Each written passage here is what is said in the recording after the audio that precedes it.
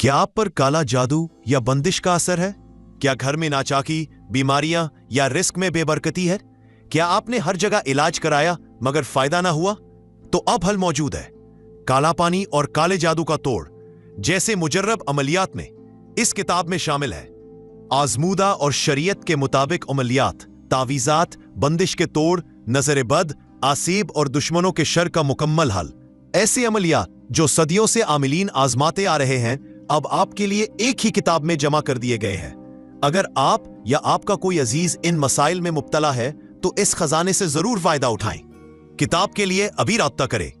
आपका 0302 4896 ऐसी मजीद रूहानी और अमलियात की वीडियोस के लिए हमारे चैनल को सब्सक्राइब करें, वीडियो को लाइक करें और दोस्तों से शेयर जरूर करें।